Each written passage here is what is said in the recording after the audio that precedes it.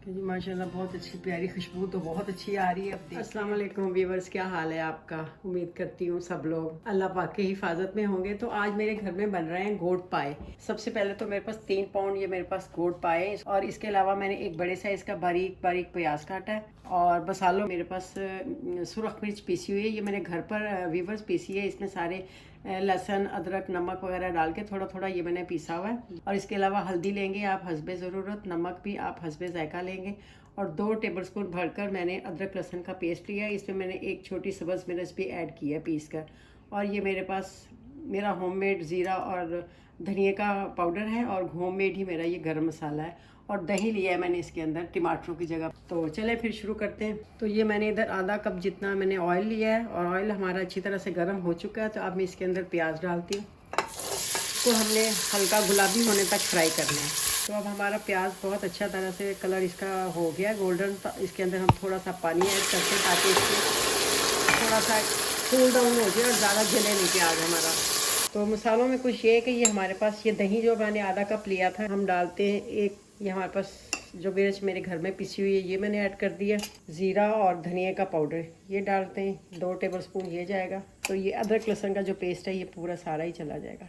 और नमक जो है आप हस्बे जायका डालना है। अब इन सब चीज़ों को अच्छी तरह से मिक्स करके हम अपने प्याज में डाल के इसको अच्छी तरह से इसकी भुनाई करेंगे। तो इधर हमारे मसाले की भी बस भुनाई हो रही है। इसमें अच्छी तरह से भूनूंगी।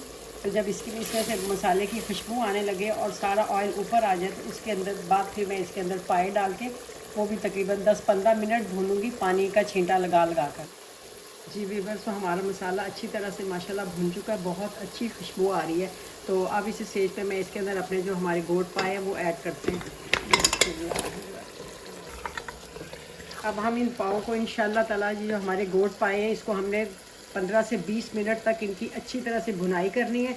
उसके बाद फिर इसके अंदर गलने के लिए हम पानी ऐड करेंगे। जी व्यूअर्स, से हमारे पाए बहुत अच्छी तरह से भूनकर तैयार हो चुके हैं। तो जी मेरे अब पाए अच्छी तरह से भुन चुके थे। बहुत अच्छी खुशबू इसमें आनी शुरू हो गई थी। तो मैंने अब इसके अंदर अपना तकरीबन 7 गिलास मैंने पानी ऐड किया। और क्योंकि पाए को गलने के लिए थोड़ा सा पानी ज़्यादा चाहिए होता है। ये अच्छी तरह से पूरी तरह से गले हों तो अच्छी तरह से इनका मज़ा निकल के फिर शोरबे में आएगा। तो अब हम इसके ऊपर इसकी अपने प्रेशर कुकर की लिड देते हैं। तो आप अपने जो आपका जो प्रेशर कुकर है आप अपने हिसाब से अपने प्रेशर कुकर में पानी डालिए, क्योंकि हर प्रेशर कुकर का अपना एक अलग हिसाब होता है पानी का। तो मेरे प्रेशर कुकर में इतना ज़्यादा पानी नहीं जाएगा, तो इसलिए मैंने तकरीबन 6 से 7 गिलास पानी डाला है। और ये इसको 30 मिनट तक के लिए मैं इसके ऊपर लिड दे के तो फिर प्रेशर देती हूँ। जी व्यूअर्स, तो हमने अब अपना प्रेशर दे दिया है प्रेशर कुकर को। आप 30 मिनट के बाद इसको दोबारा चेक करेंगे। अगर तो हमारे पाए गल चुके होंगे तो ठीक है, अदरवाइज़ फिर हम अगर नहीं गले होंगे तो फिर इसके अंदर हम गर्म थोड़ा सा पानी और ऐड करके तो मज़ीद पाए के गलने तक हम प्रेशर देंगे। तो आप भी अपने प्रेशर कुकर के हिसाब से ये लाजमी देख लीजिएगा कि आपके प्रेशर कुकर में पाए कितना टाइम लेते हैं गलने में।